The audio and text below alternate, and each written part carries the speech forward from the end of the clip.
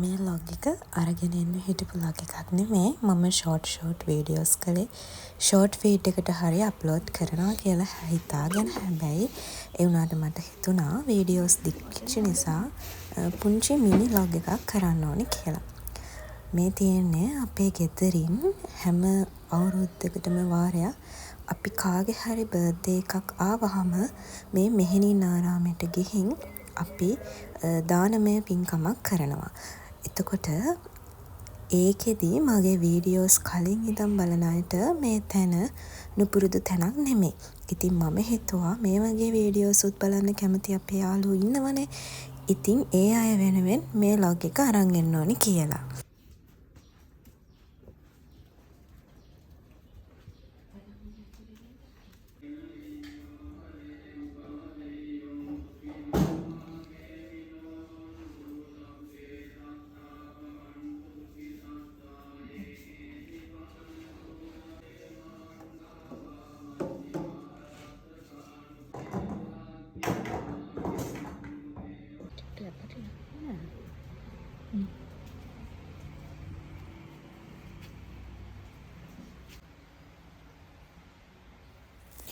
ඉතින් මෙතනදී දැන් අපි දානයක් බෙදනකොට වෙන තැන්වලදී අපි උන්වහන්සේලා කියන්නේ මෙහෙණින් වහන්සේ නමක් හෝ වේවා ස්වාමීන් වහන්සේ නමක් හෝ වේවා ඉන්න ස්ථානයට ගිහින්නේ දානය ටික පිළිගන්වනේ. හැබැයි මෙතනදී මෙහෙණින් වහන්සේලා අපි ඉන්න තැනට පෝලිමට එනවා දානය පිළිගන්න. ඒ කියන්නේ පිණ්ඩපාත වඩිනවා වගේ තමයි මේ මෙහෙණින් වහන්සේලා එන්නේ. ඉතින් ඇත්තටම හරිම ලස්සනයි. ඉතින් ඒ හින්දා තමයි මට හිතුනේ මේ ලොග් එක එකතු කරගන්න ඕනේ කියලා.